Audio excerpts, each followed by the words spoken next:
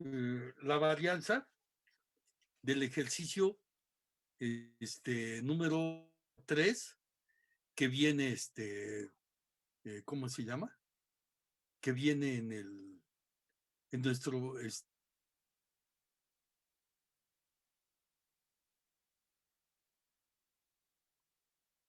¿sí? Entonces, lo aplicamos, lo aplicamos,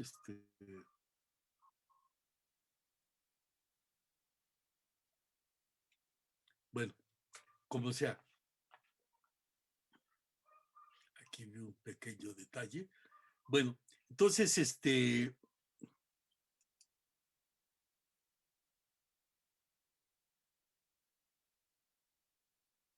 unos casos, aquí todavía tengo el ejercicio 3, ¿sí? En este caso, solo tuve 16 variables, bueno, tuve 16 variables, de un 8, de un 8 a 3, 7, considerando que 4 tuvieron frecuencia cero. Pero finalmente me quedaron 16 variables distintas. La tabla está un poquito larga, pero dice, aquí lo dice en el ejercicio 3, para que quede claro lo que la preocupación, o sea, ¿por qué surge todo esto nuevamente? En el ejercicio 3, ¿sí? Tenía 20 posibles valores que se redujeron a 16 porque algunos fueron cero, ¿no? Su frecuencia fue cero y fue relativamente diferentes tablas de frecuencia, consecuentemente las gráficas. Bueno, pero no siempre la vida es tan dulce.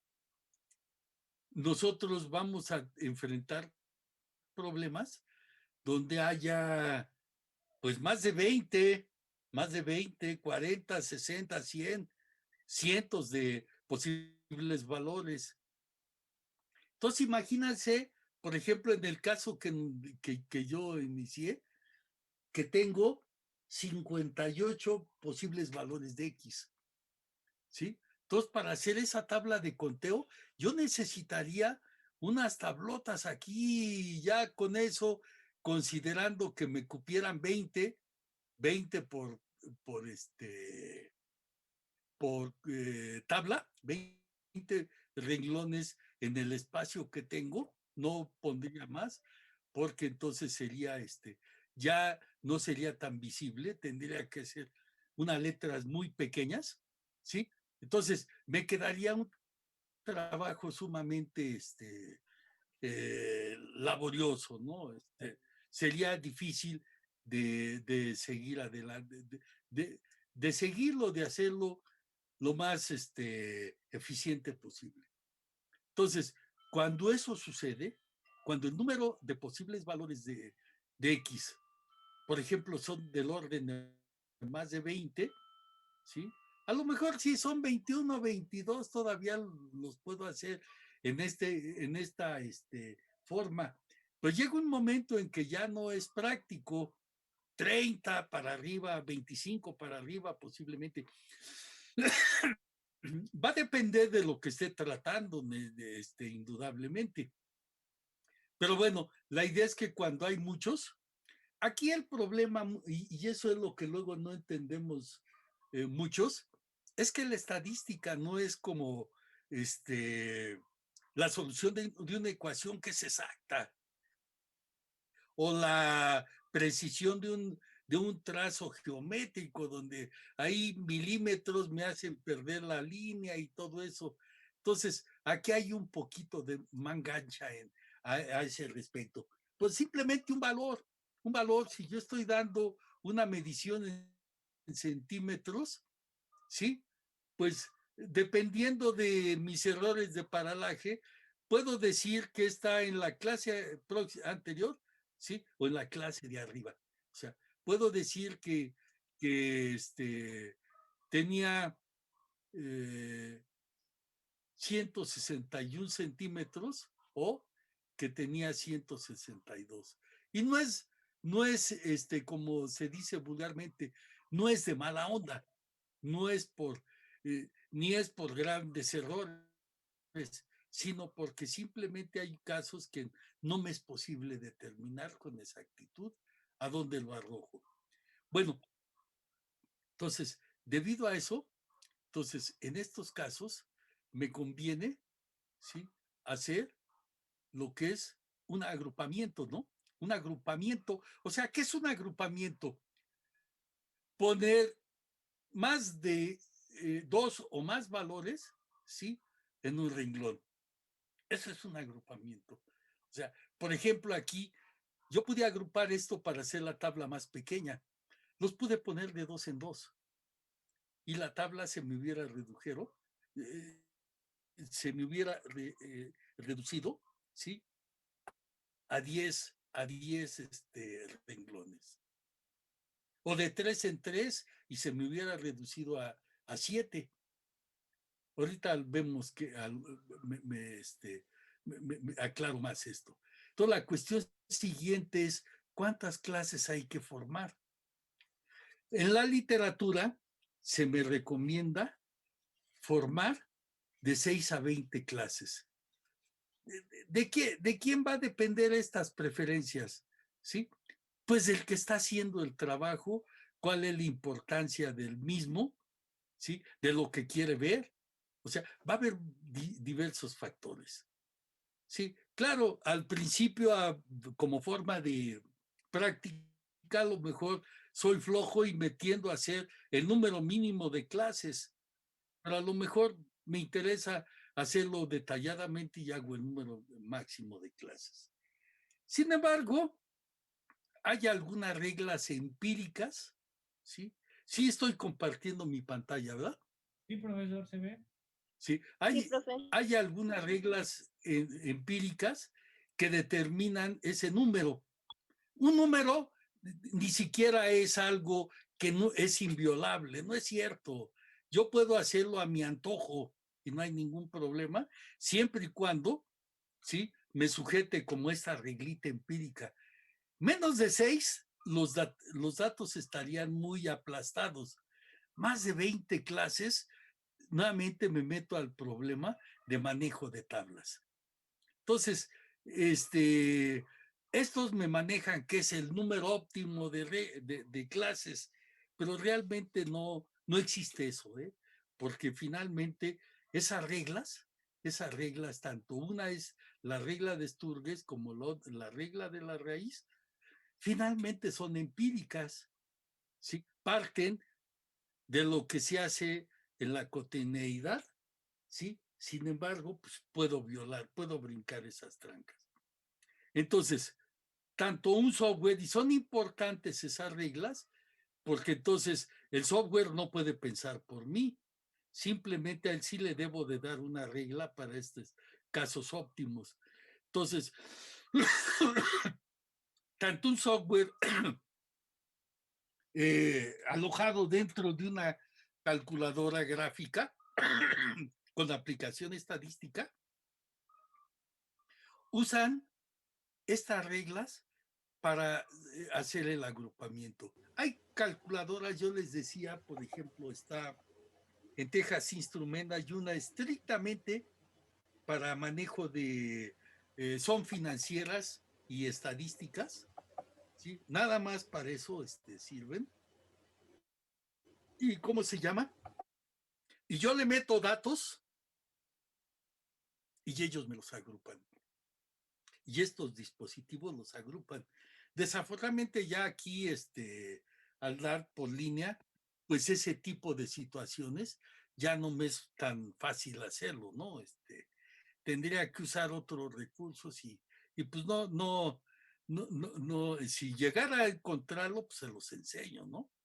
Si no, pues nos quedamos con software de computadora, no hay problema. Entonces, estas son, en este tipo de dispositivos, esas reglas se emplean para hacer esa compactación de información. Entonces, yo que prefiero reglas o lo que yo decía antes de esos de 6 a 20 clases. Yo prefiero escoger esta. me gusta más, me parece más razonable, donde yo veo formas, pues a lo mejor medio iniciales, pero son formas de pensar, ¿sí? Entonces, sin embargo, también debo de advertirles que con la tecnología yo puedo obligar a que una calculadora, a que un software me presente la información como yo lo desee, no como lo desea el que fabricó o el que hizo ese software. Entonces, con esas ideas en mente, ¿sí? Ahora me voy, termino esta lámina. Esto, esto se los acabo de mandar. Sí, creo que ya todo el mundo lo tiene, entonces pregunto, ¿todo el mundo sabe cómo les llega esta información? Sí, profesor, por mi parte yo ¿Sí? lo tengo. Entonces, si hay alguien que no sepa, pues nomás es preguntar a quién se le manda y cómo lo hace llegar. Creo lo que hacen es un grupo en, ¿cómo se llama? En WhatsApp. Ahí ponen el material y de ahí todo el mundo lo baja. ¿Sí? Bueno, entonces, con estas ideas en mente, ¿sí? Parto de mi siguiente lámina, que, bueno, más bien la parte 2 de lo que estamos haciendo, ¿sí? Sigue siendo estadística descriptiva. Vuelvo a ver los mismos casos, pero ahora lo voy a decretar como segunda parte, porque va a haber algo adicional que es el agrupamiento de datos, ¿sí? Es lo que está entrando aquí, dice población y muestra y agrupamiento de datos.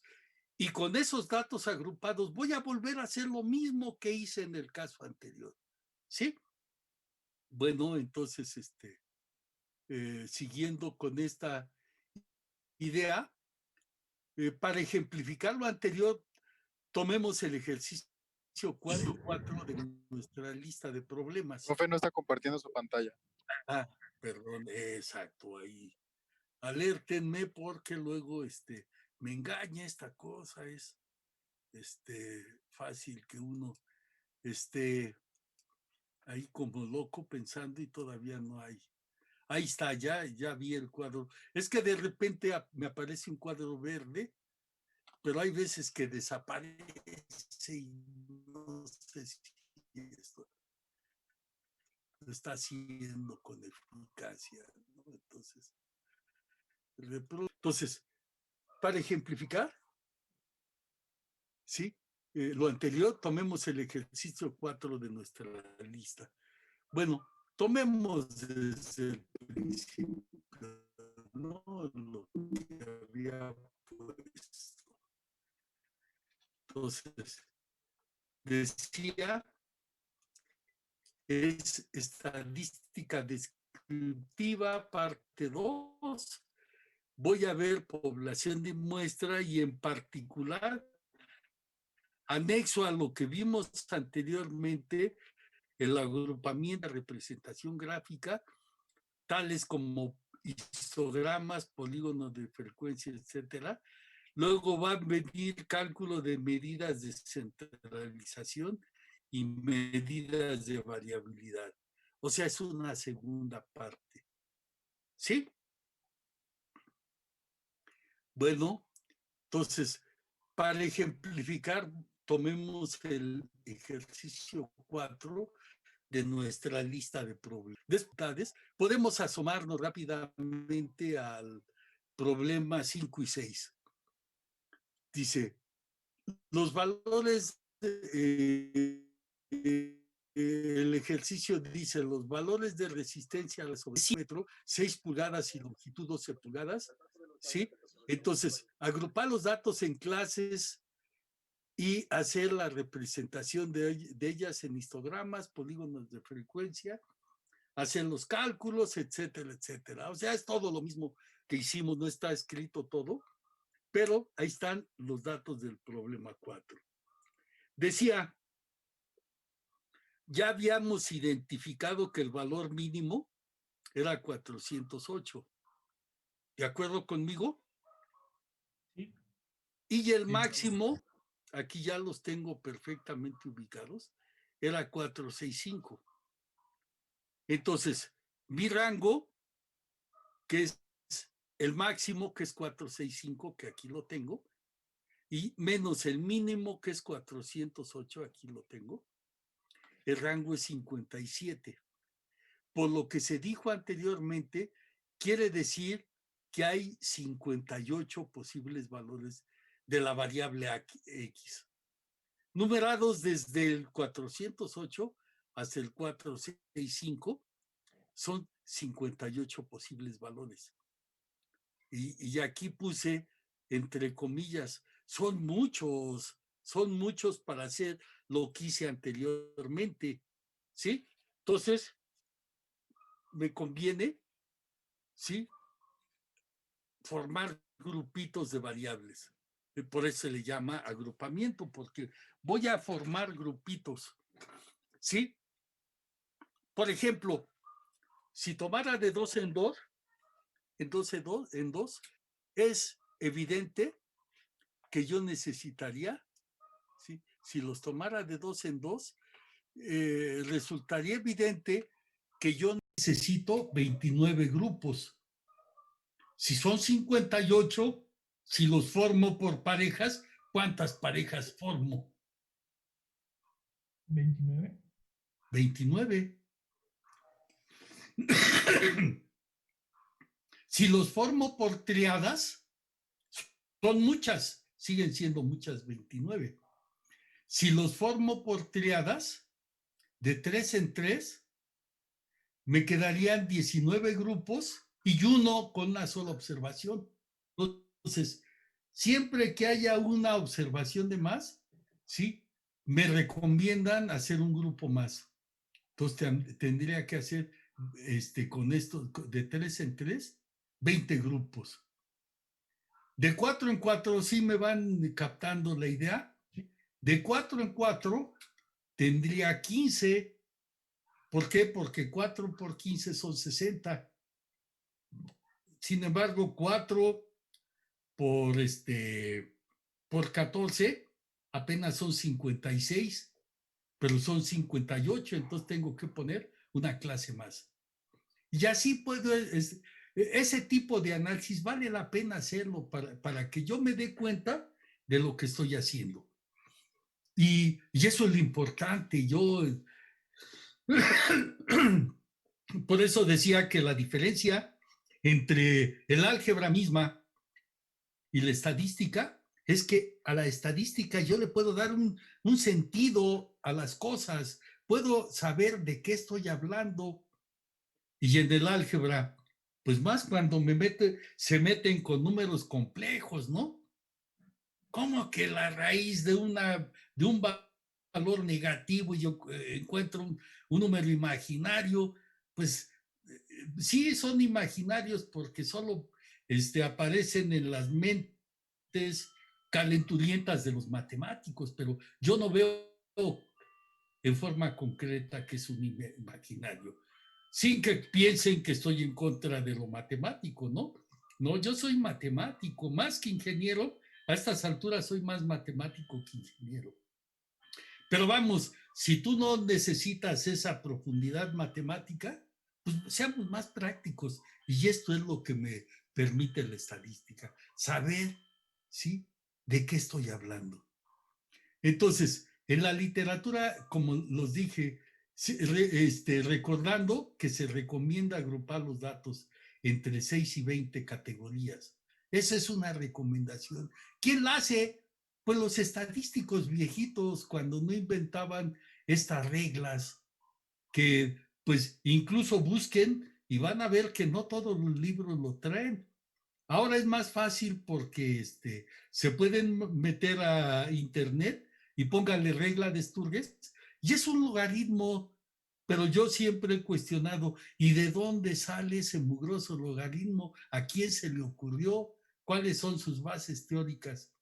Y no las he encontrado. Que me convenzan, ¿eh? Que me convenzan, porque algunos defensores de esta regla, sí, dicen que sí, pero a mí no me convence. Igual el de la raíz, pues es más, casi como lo que yo estoy haciendo.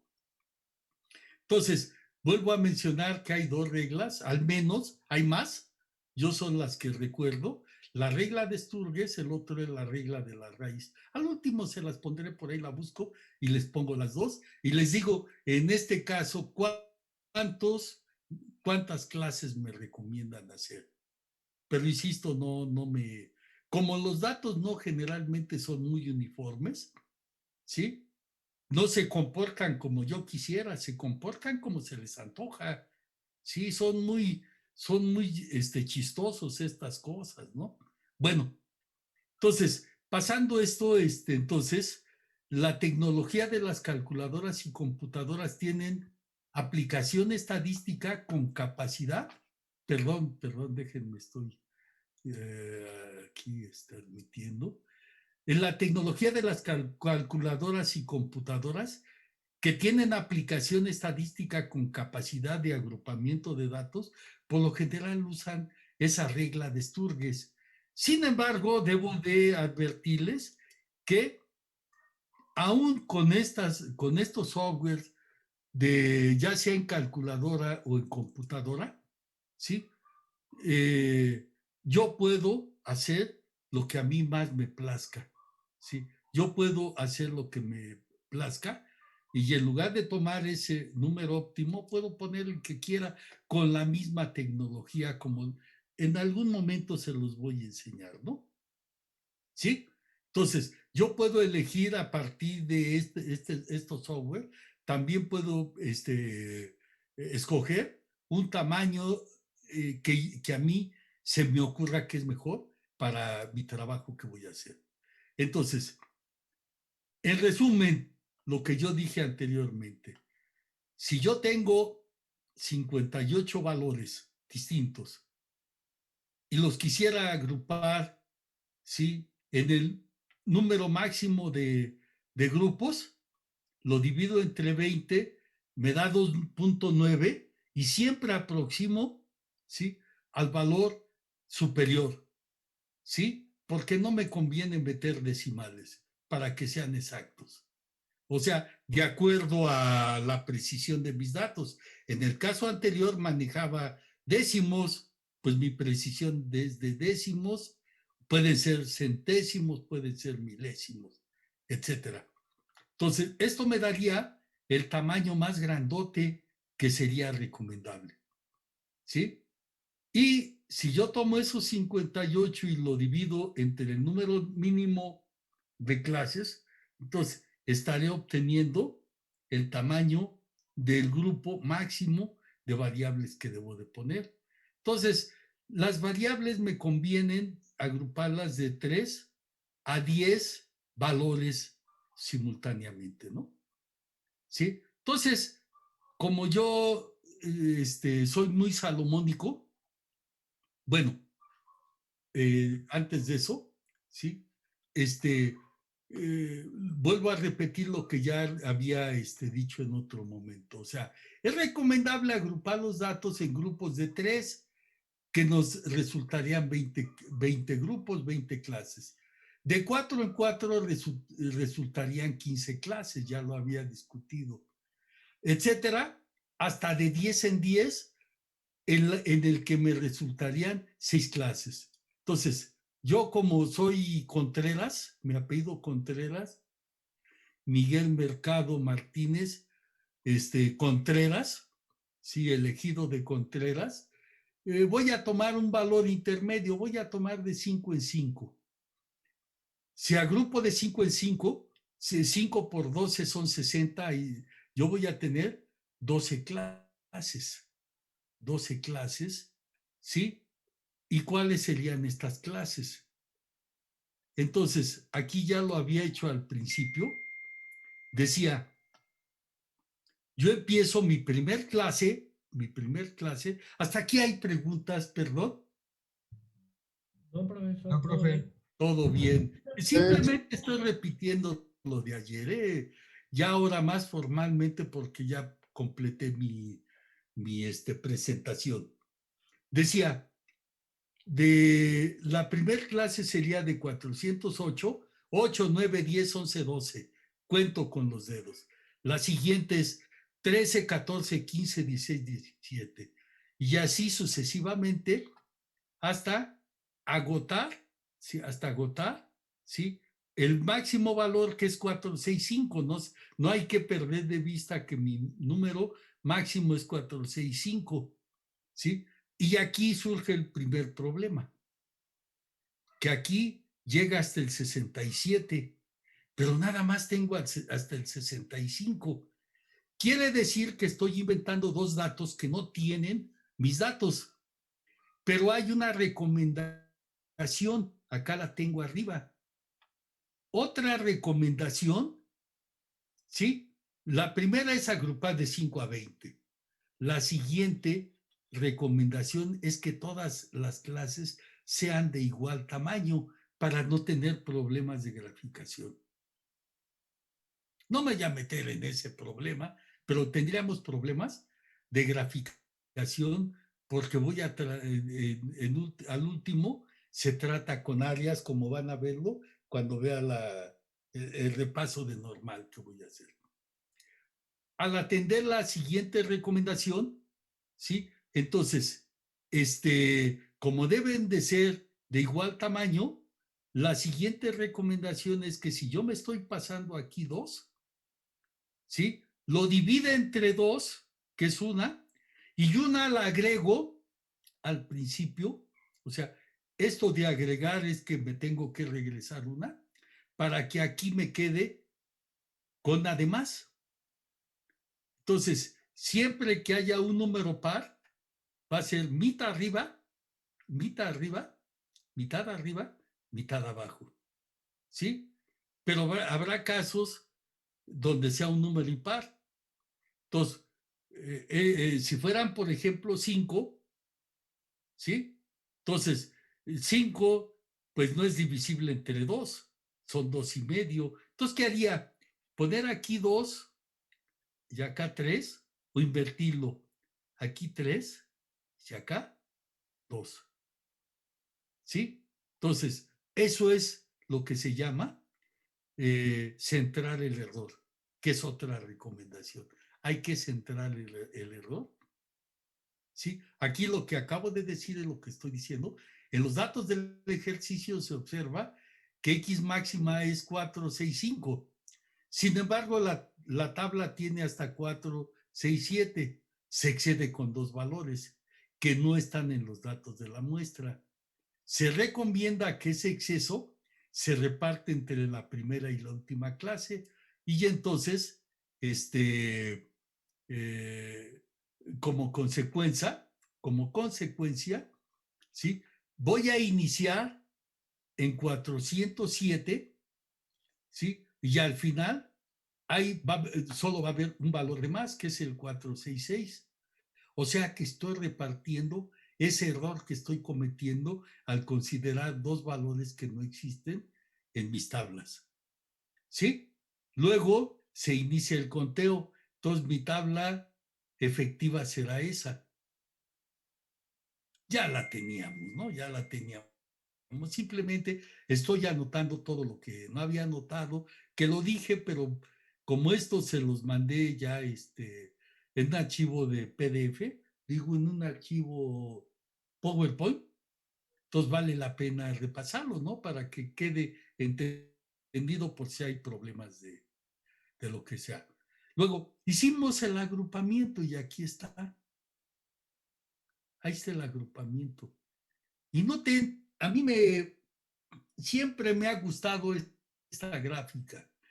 Más bien, siempre me ha gustado este conteo que ya si le doy vuelta, si lo giro 90 grados, ¿sí? Es una pseudográfica. Es una pseudográfica. Entonces, pues qué bonita sale, ¿no? Qué bonita sale, ¿no? Y está interesantísima mi representación, ¿sí? Bueno, para lo que continuamos, para alcanzar ahora los elementos que siguen, ¿qué siguen? Ese fue el conteo. Lo siguiente es elaboración de las 4 tablas. Para esto, ¿sí? es necesario introducir algunos conceptos. Aquí había un error. Hay que definir los que serían los límites de clase. ¿Sí? Es donde inicia y termina la clase. Aquí volví a escribir esto. Ahorita lo borro en cuanto pueda salir. ¿Sí? Es los límites de clase, es donde inicia y termina la clase. La primera clase inicia en 407, termina en el 411. O sea, su límite inferior, 407, su límite superior, 411. Para esta clase. Para la siguiente, su límite inferior, 412, su límite superior, 416, etcétera. Hay otro tipo de límites. Se llaman límites reales de clase. Es donde inicia y donde termina la clase realmente. O sea, es donde realmente inicia una clase y donde realmente termina. ¿Sí? Finalmente, la marca de clase, que es el punto medio de cada clase. Profe, ¿Sí? Ese no es ningún problema. profesor, no entendí bien lo del límite real de la clase, no, Perdón, no te oigo. no entendí bien la diferencia del límite de clase y el límite real de Ah, clase. ahorita te hago un esquemita y ahí me lo Ah, entiendes. gracias. Permíteme un segundo y con todo gusto. Pero puedo irlo adelantando, mira. De 411 a 412 hay un hueco. De 416 a 417 hay un hueco. Recuerden que son mediciones y las mediciones son continuas, no son por brincos. ¿De acuerdo? Recuerden que es resistencia a la ruptura por cargas de tensión. ¿Sí? Entonces, que yo lo aproxime enteros no quiere decir que no hay valores fraccionarios. Entonces, imagínate un valor aquí en cualquiera de ellos. 426.1, ¿dónde lo pondrías? ¿Aquí o acá? Arriba, ¿no? Yo creo que entonces es Arriba. Y real si fuera 426.9, abajo. abajo. Entonces, hay redondeos. Eso es lo que hay que considerar, ¿no? Entonces, para esa cuestión, voy a salir de este esquema, o me salgo de este esquema, sí, para que quede perfectamente establecido. Nomás déjame ver dónde tenía yo mi error. Acá estaba. Sí, donde inicia la clase, donde inicia la clase,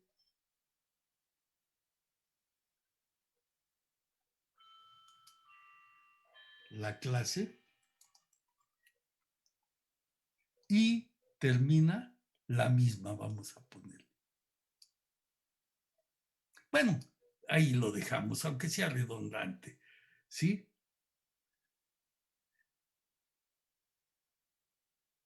Donde inicia realmente, vamos a ponerle aquí.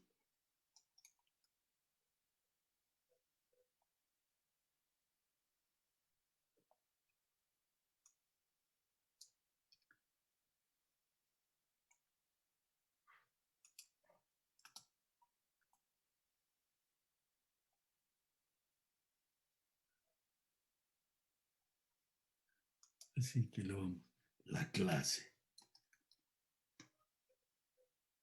¿sí? No vale la pena luego ser redundante en estos casos, ¿eh? Bueno, aquí estamos, ya. Aquí ya lo adelanté y los tienen, pero voy a tratar de explicarlos ahora vía mi tableta. Esa tableta, como para mí es oro, porque me permite hacer cosas que de otro modo, al menos que tuviera una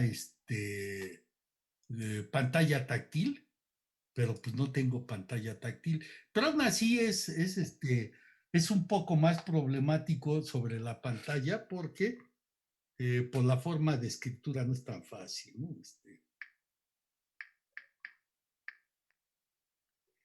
Bueno, lo que voy a hacer aquí es graficar mis valores. Grafico mis valores y me encantó esta cosa que descubrí. Bueno, déjenme, como abro, ahí estoy mejor. Ay, con este. Otra vez me lo volví a cerrar. Dame chance. Bueno, lo cierra. Pues no importa. Son necios estos desdichados softwares.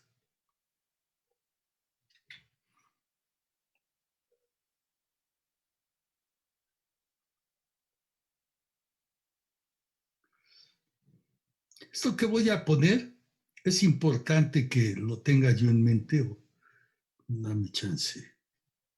Es importante que yo lo tenga en mente.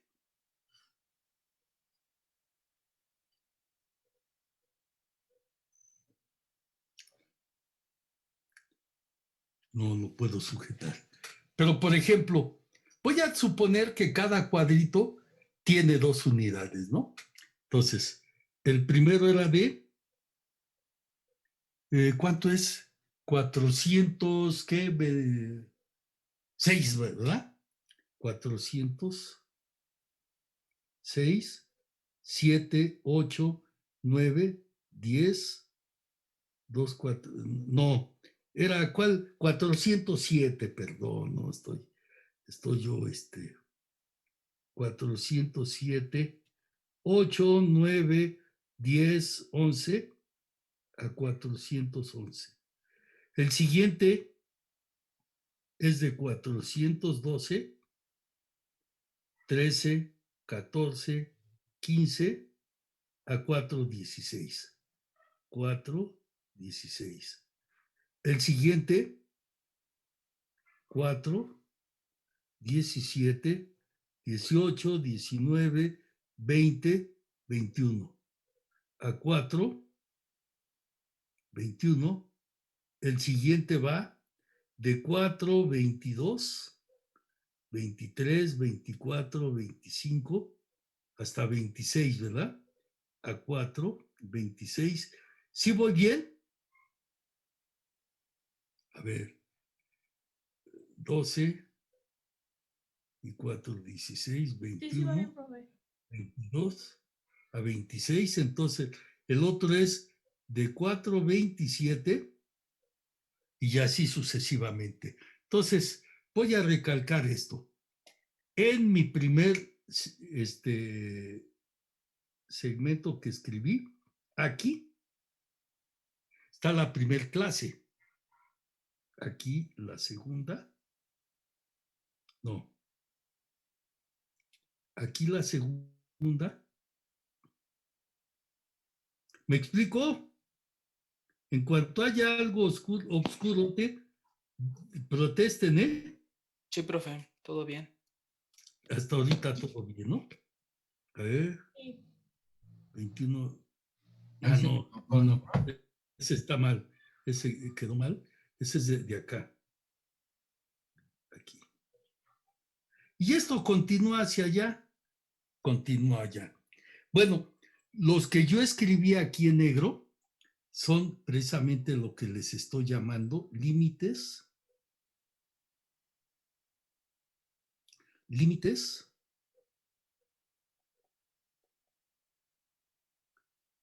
de clase. ¿Sí? Que son los con los que partí. Ah, de ahí partí. ¿Estamos de acuerdo? Bueno, pues lo que yo decía, aquí hay un hueco. Lo voy a poner en verde, por si le sacan imagen y se vea bonito. Aquí. Aquí hay partes medias, ¿no? Este sería 411.5. 416.5, 421.5, 426.5. Y yo decía, ¿no tendré valores en esas partes que quedan como huecos? Y la respuesta es que sí puede haber valores. Lo que pasa es que por redondeos, o lo pongo abajo o lo pongo arriba. ¿Y cuál es el criterio de redondeo? Si la fracción decimal es 0.5 mayor, la pongo arriba. Y si es menor a 0.5, la pongo abajo. Para todos los valores, ¿eh? Entonces, esos intervalos, el primero, realmente, bueno, aquí tengo que también inventar uno para atrás, ¿no?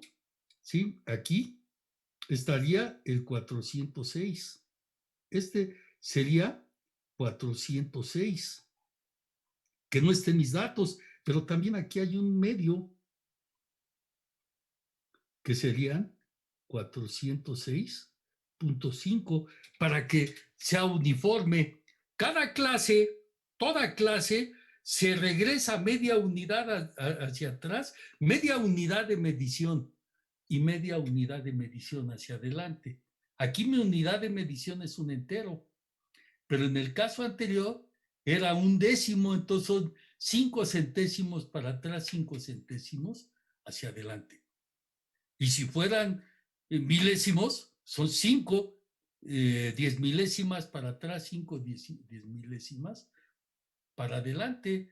Por ejemplo, recuerden que cuando hay estudios microscópicos, ahí habla uno de milímetros, o cuando está uno hablando, depende de cuál sea tu contexto en el que te estás desarrollando.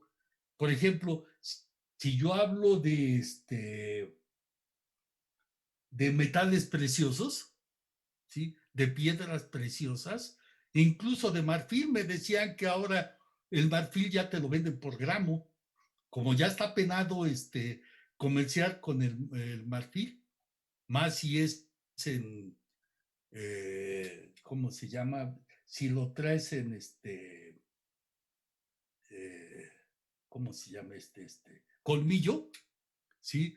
Pues te lo quitan y te lo decomisan, ¿eh? Claro, si ya tienes tus figuras de marfil, pues esas ya no son decomisables, ¿no? Porque ya fue algo pasado, no sé, no. Yo tengo algunas figurillas de marfil, tanto que pequeñitas, no, tampoco vayan a creer que tengo un elefante de marfil, no, son elefantitos, pero de 12 centímetros de alto. Bueno, entonces, a esos verdes son a los que se les llama límites reales, porque es donde realmente está iniciando la clase y donde realmente está terminando, y van a ser muy importantes. Van a ver por qué en la construcción de mis tablas, entonces a estos verdes se les llama límites reales de clase. Son límites reales de clase. ¿Sí? ¿Y cómo se obtienen? Pues, ¿cuál es la unidad de medida? Un entero. Entonces siempre es arriba y abajo media unidad de ese entero. Bueno, pero aún hay otros más que había dicho, ¿sí? Que los voy a poner, son los puntos medios de las clases. Los puntos medios de las clases, en este caso es los voy a poner hacia arriba. Para este caso es en este caso es aquí es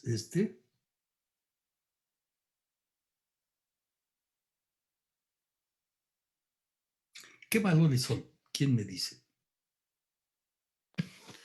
409. 409, diles cómo lo obtuviste. Porque es la mitad. Es la mitad, entonces Yo puedo tomar los límites reales, ¿sí? O los límites y promediarlos. 7 y 11 son 18 entre 2 a 9. ¿Sí?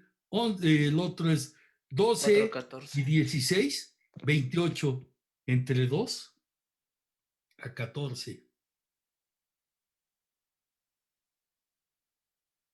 14. 17 y 22, 39. No, 17 y 21, perdón, me estoy equivocando. Son 38. Ah, pero le falta el 4. Entonces, este es 4, 19. Este sería 4, 4, 24. 24. Y estos se llaman, acá lo pongo así, marcas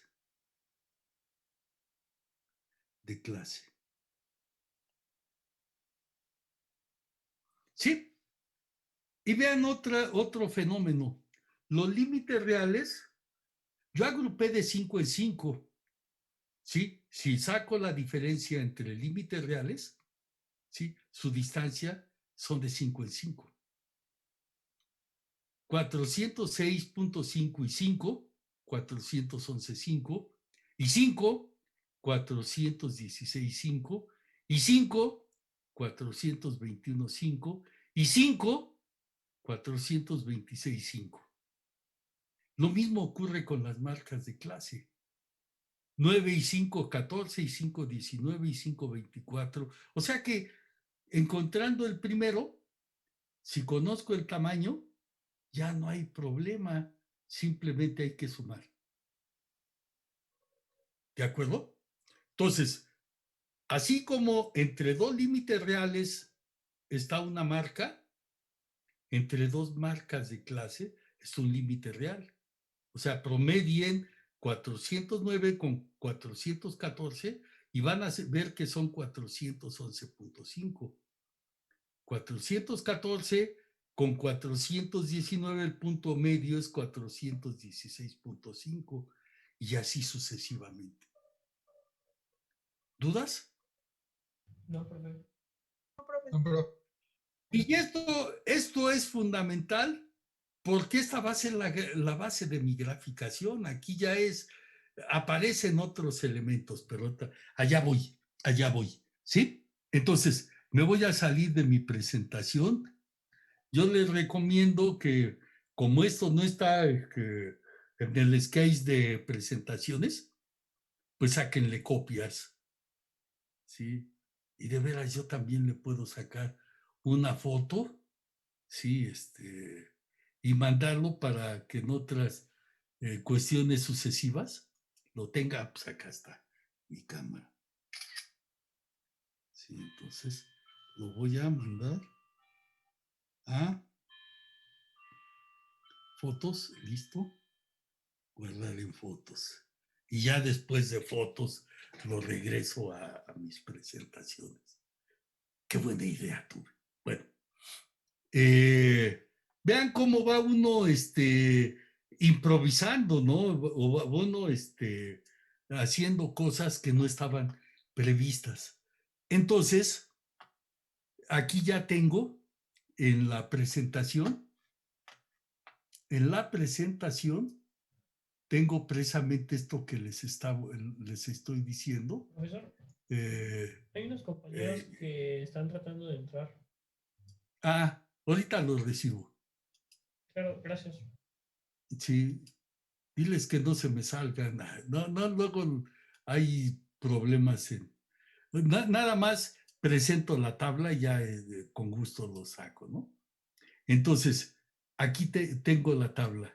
Ya tengo los límites de clase, que son estos. La base son estos, ¿sí? Después tengo límites reales, lo que yo había escrito, ahí está. Y finalmente las marcas. Completen la tabla mientras ¿Nos puede compartir pantalla? recibo a estos compañeros. A ver, que estoy. Ya. ¿No la compartí? No, porfa, no las. Bueno, ahorita me regreso, Sí, perdón. gracias. Si hay tres compañeros que fueron al baño y no se salgan. Bueno, no compartí pantalla. Entonces, ahora voy a volver a compartir mi pantalla. Compartir. Sí, ya estoy compartiendo. Y decía, entonces, que aquí hasta aquí había llegado. Sí, ahora, para mis tablas, no, me meto, ya me adelanté. Sí, sí, yo era acá, ya estoy adelante. Me eclipsan los colores, ¿no?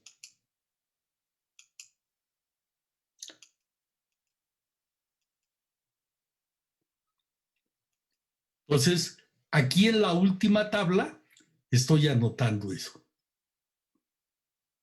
¿De acuerdo? Entonces, los límites de clase, ¿cómo distingo este de este?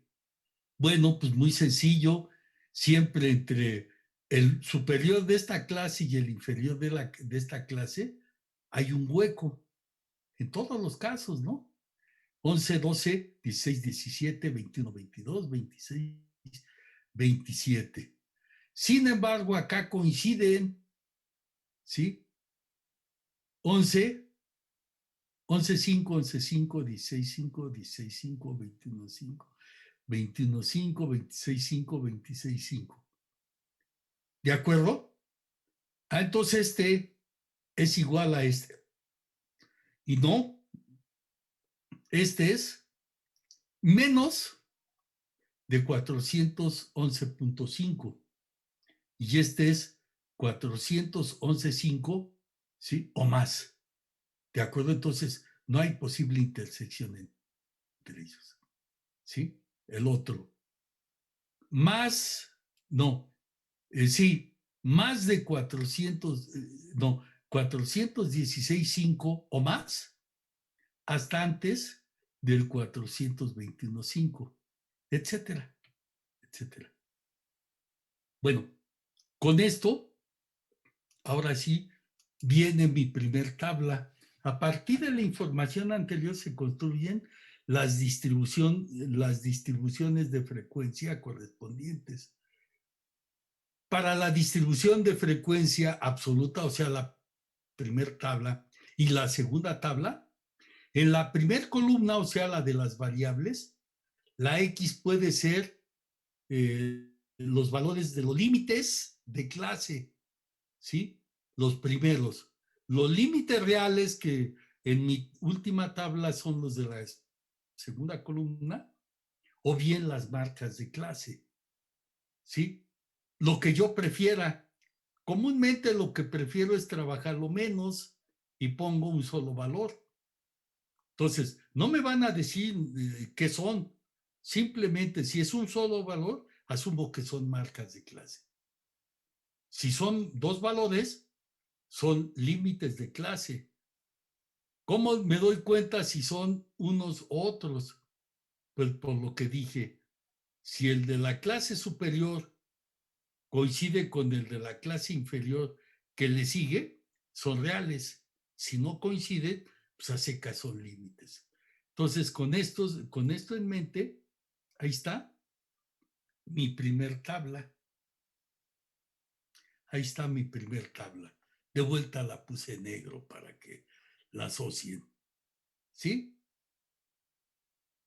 Respecto a la segunda, fíjense, pero qué interesante, ¿no? De aquella masa amorfa de 125 datos, que no me dice gran cosa, ahora aquí ya puedo nuevamente hacer análisis rápido. Yo puedo ver que aquí hay un enorme porcentaje ya de valores de la clase cuarta, 5, 6, 7, 8, a la clase novena, de 4 a 9 en estas 2, 4, 6 clases, ya casi está la totalidad de la información. Fuera ya me queda muy poco, fuera me queda muy poco, tanto en valores más pequeños como en valores más grandes. Yo puedo ver realmente hacia dónde está todavía aún más la concentración, por aquí anda, ¿sí? Y los menores por acá, ¿sí? Dependiendo de mi fenómeno. Pero esto esto lo gano gracias, ¿sí? A esta tabla. Con la tabla ese monstruote, esa masa de valores, es como una una bola de masa, pues ni me las como, pero me avientan unas tortillas y de que me la aviento, ¿no? Y más si le ponen algo en medio, algo que rico, que a mí me guste, algo de mi gusto, sí, con mucho más ganas me la como.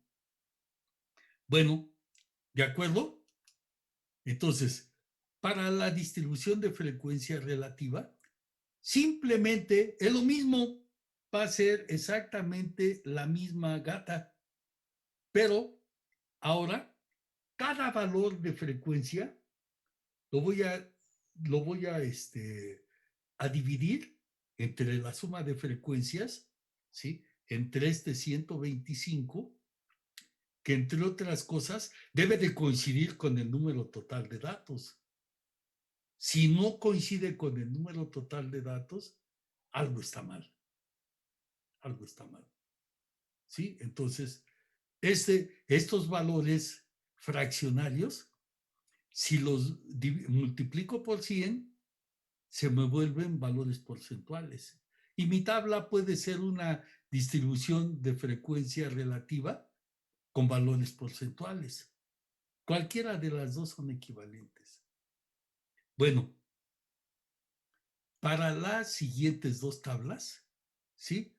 Entonces, tanto en la frecuencia acumulada como en la frecuencia acumulada relativa, ¿sí? La primer columna, ¿sí? Son los límites reales de clase. Todos los límites reales de clase, ¿sí? La interpretación es que me está dando el número de individuos con un valor igual o menor a X, ¿sí? Bueno, para entender esto, me voy a volver a ir a mi tableta. Ahorita rápidamente me salgo de aquí. A mí me ha encantado esto de mi tableta, ¿eh? Yo realmente sin mi tableta pudiera hacerlo a lápiz y papel y todo eso, pero a lo mejor me cuesta más trabajo.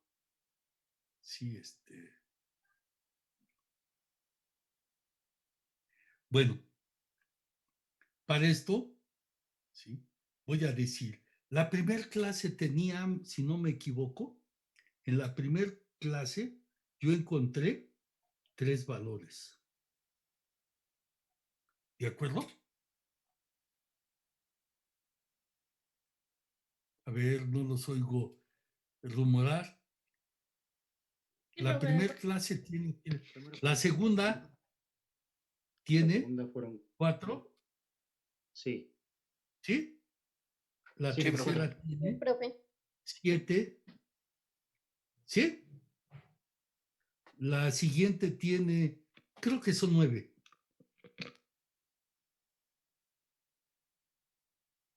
¿Sí? Ah, pues aquí la tengo. ¿Para qué estoy yo? Es que no. Luego, Sí, la otra fue 9. Es fue 3, 9. 4, 9. 3, 4, 9. Entonces, la siguiente fue 9.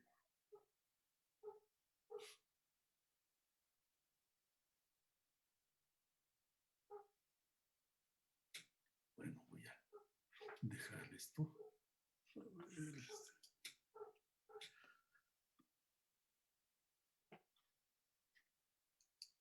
¿Sí? Entonces, a partir de ahí, de eso, ¿cuántos valores hay menores a 465?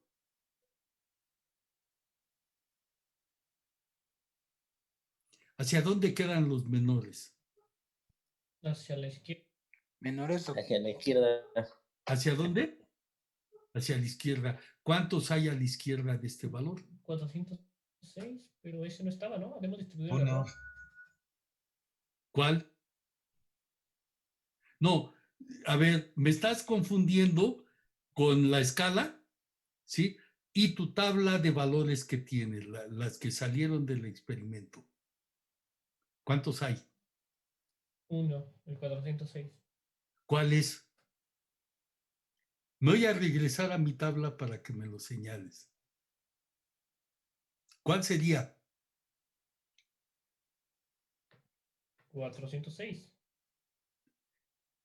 A ver, entonces, ¿no estamos hablando el mismo idioma? A ver, yo voy a salir de mi tableta para entendernos, porque creo que estamos hablando de dos cosas diferentes. Entonces, comparto, pero ahora es esta. Compartir. Esta es mi tabla de valores, que de alguna forma está reflejada en esa tabla breve. ¿Cuántos valores hay menores a 465? Ahí en esa tabla. ¿Eh? 406.5 o 465. Sí. No. 400, Sí. porque Okay. es el primero, ¿no? El primer valor no hay real. Ninguno, que hay. ¿no? Porque el menor es 400. Ninguno. No hay ninguno. Pues el más pequeño es 408. No hay ninguno. ¿Están convencidos? Sí. Para hablar el mismo idioma, porque si le metemos ahí incomprensión, pues ya bailamos, ¿no? A la hora de que ustedes interpreten, pues ya no, ya no va a ser tan interpretado, ¿sí? Entonces, me salgo de esto, ¿sí? Y me regreso a mi tableta. Entonces, ahora sí, ya estamos viendo de qué estoy hablando, ¿no? Entonces, aquí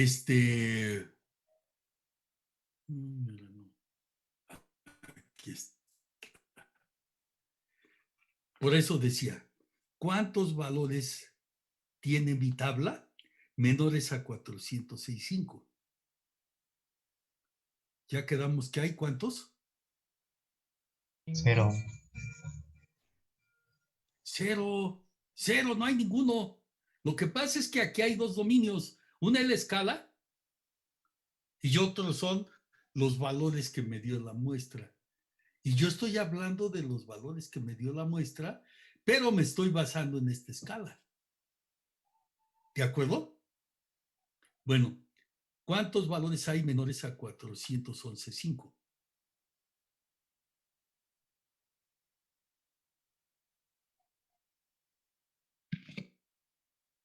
3. 3. No sé cuáles sean, uno de ellos lo acabo de decir, era el 408. ¿Sí? No me importa cuáles son, pero ¿cuántos hay? Son 3. Yo muchas veces que he dicho que la bronca de esto es que hablo de números en términos de números.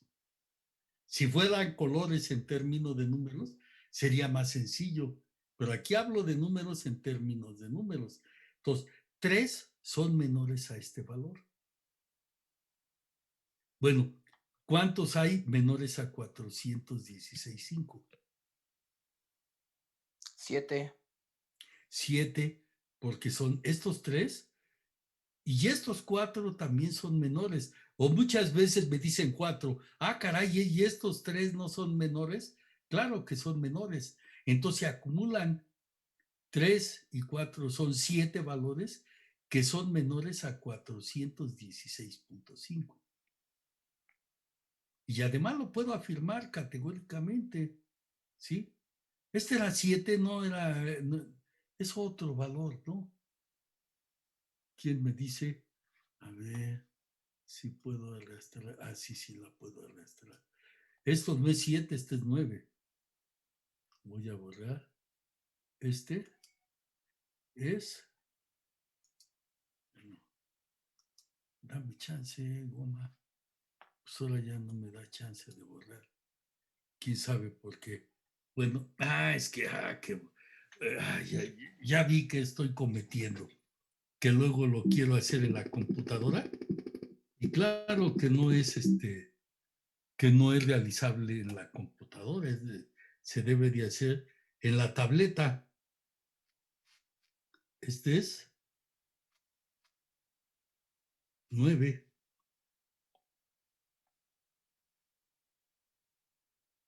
Entonces, menores a 421.5 hay 16. 7, 16. Y este tampoco era 9. Ese no es 9, es 11. Es 11. Ujú. Esto es 11. Entonces aquí le pongo 11. Entonces, 7, 16 y 11, 27 son menores a 426.5.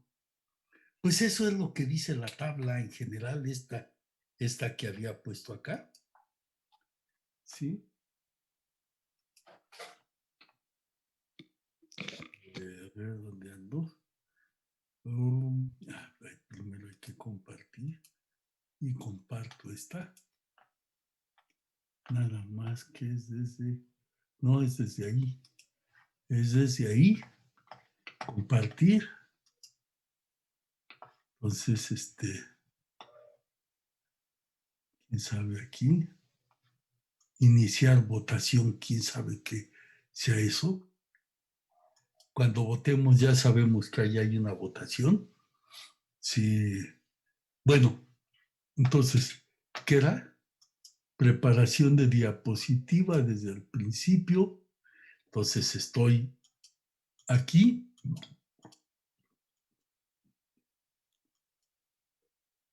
Entonces, eso que estoy diciendo aquí, menores a este valor hay 0. Menores a este valor hay 3. Lo acabo de ver. Menores a este valor hay 7. Menores a este valor hay 16. Menores o iguales a este valor es 27, 41, 59. Aquí pusimos ejemplos. La interpretación es el número de individuos con un valor igual o menor a X, ¿sí? Esa es la interpretación. Por ejemplo, hay 41 individuos, ¿sí? Con un valor igual o menor a 431.5. O hay 116 casos con un valor de 456 o menos. Así puedo interpretar cualquiera de ellos. Y esta interpretación ya es más significativa, ¿eh? Es más significativa. ¿De acuerdo? Sin embargo, otra observación es que este valor, el primer límite real, ¿sí? Siempre va a ser 0. Entonces, ¿para qué lo pongo? Lo voy a obviar y la tabla va a ser esta, ¿sí? Entonces, el primer límite real, 406.5, en este ejemplo, tiene una frecuencia de 0, porque no hay ningún valor menor o igual a ese valor. Me costó trabajo, pero me lo dijeron. Por esa causa no se escribe, se sobreentiende que es 0. Sin embargo, ahí está, ¿eh? Cuando yo grafique, ahí está. La tabla se elimina, se modifica eliminando el primer límite real. Y entonces es esa tabla color mostaza que si no no han comido, se les antoja un hot dog con mayonesa, ¿no? A mí no me gusta la mayonesa. Digo, no, se llama este amarillo, no es mayonesa, ¿es qué? Mostaza. Mostaza, perdón. Tampoco me gusta. Un poquito la mayonesa, pero la mostaza no es de mi agrado. ¿Sí? Finalmente tenemos la distribución de frecuencia relativa, que, como les decía, se puede pasar a porcentual, simplemente dividiendo cada uno de estos valores entre la suma total de valores y ahí está la tabla. La puedo pasar en porcentual si la multiplico por 100. O sea, esto sería 2.4%, 5.6, 12.8, 21.6, etcétera. Y va creciendo y siempre va creciendo. ¿De acuerdo? Bueno, pues el último paso, ¿cuál será? La graficación de esto. Esos ya no he terminado de hacerlos, pero las gráficas ahorita las hago en un instante, ¿sí? Mañana se las voy a presentar, pero por el momento, rápidamente les puedo decir que se hace. Por eso hice en detalle, mi presentación en la tableta, porque iba a tener más utilidad. Sí, entonces comparto esto.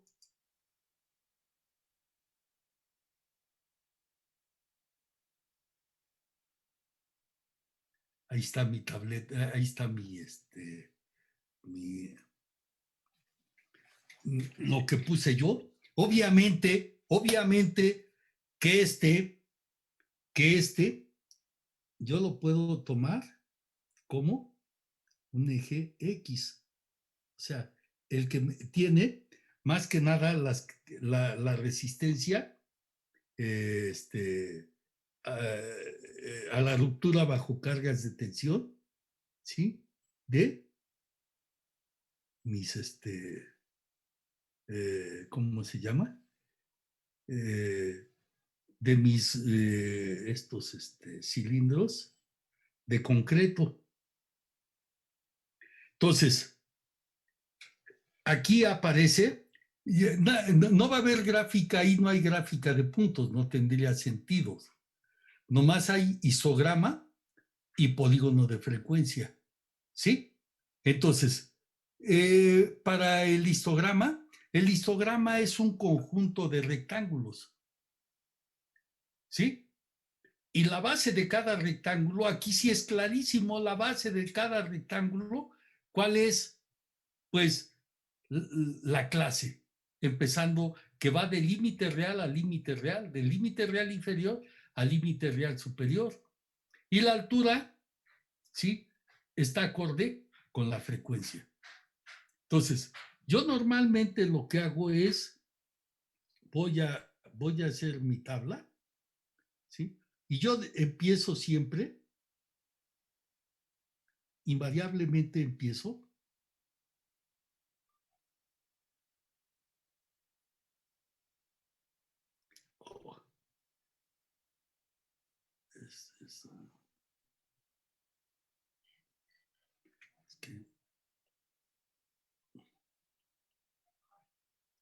señalando, sí, para la escala vertical, mi valor máximo es 21. Bueno, pues lo puedo hacer en 20, ¿no? ¿Sí? Entonces, cada 4, a ver si me alcanza, déjenme contar, 1, 2, 3, 4, 5, 6, 7, 8, 9, 10. Bueno, entonces, para mí aquí es 20. La mitad, 2, 4, 5, aquí es 10. Oh, 10 dije, 10. Y la mitad de la mitad, aquí es 5. Aquí es 15. Soy muy quisquilloso con las escalas, porque si las escalas no están adecuadas, no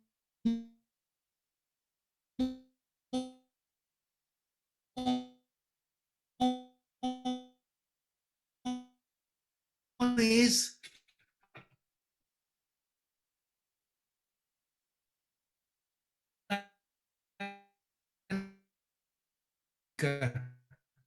sino es una caricatura.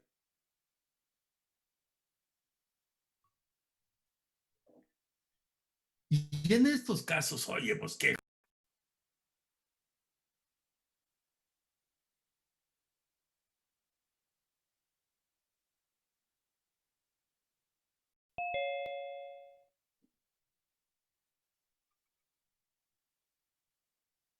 Del límite real al límite real, a la frecuencia. Cada mitad vale 2.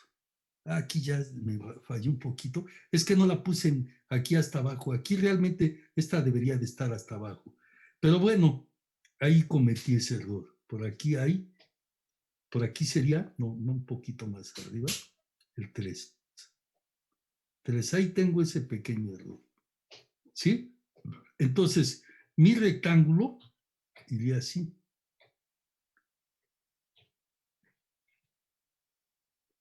¿De acuerdo?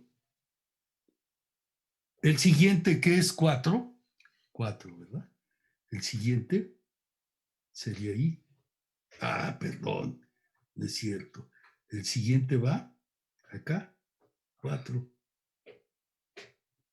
Me falló un poco mi cálculo, porque esta línea me quedó arribita de donde yo creí, no me fijé, pero esta realmente está sobre esto, ¿no? Ya no me permite hacerlo, no me permite modificarla. Bueno, por el momento a lo mejor sí, pero aquí no se puede de momento. El siguiente que tiene 9, ahí sí es esto, aquí llegaría 9 aquí. Entonces el siguiente es así.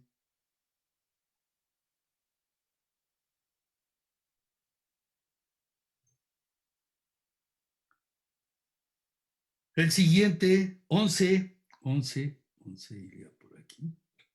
¿Sí? Entonces, ¿qué aporta ahora esto? Aporta que ahora hay una escala más precisa en el eje de las X. ¿Sí? Y lo que yo les decía, yo soy cuidadoso de mis escalas. Ahorita lo que pasa es que ya luego no veo bien. Si no me fijé que la línea que había trazado en la de los ejes de las X es un poquito más abajo. ¿Sí? Bueno, y si en lugar de ser histograma es polígono de frecuencia, ¿sí? Voy a quitar esto rápidamente. Quiero que las practiquen. Yo mañana se las presento, ¿cómo se llama? Se la presento con hechas en software. Sí, entonces, para el polígono de frecuencia, lo que tengo que hacer es escribir precisamente estas coordenadas. Bueno, antes de, acá lo voy a poner, no, acá lo pongo arriba. Para el histograma,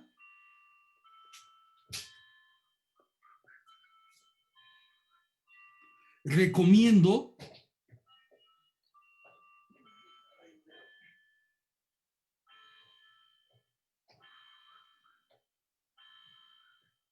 gráfica,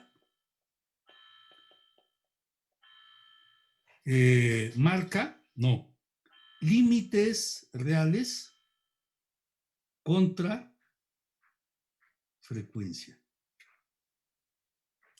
En polígono de frecuencia,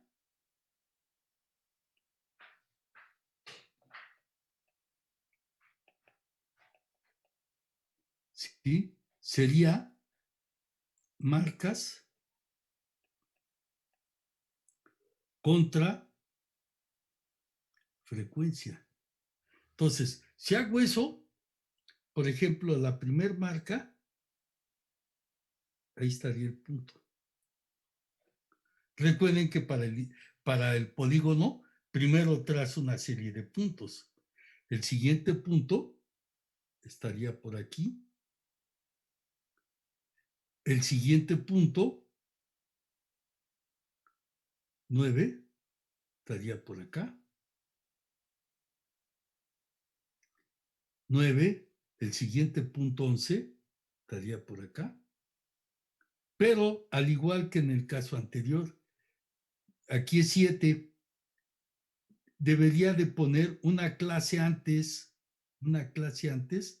que estaría más o menos por aquí, una marca de clase antes, que estaría como 2.5 por aquí. Y 1, todos esos puntos por segmento de recta. Y de vuelta en el último baja hasta el suelo. Y finalmente serían el polígono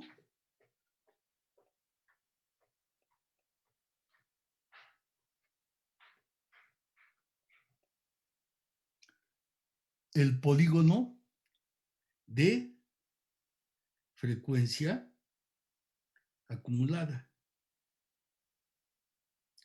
Nuevamente son una serie de puntos, pero vuelve a ser ahora límite real contra F mayúscula, considerando que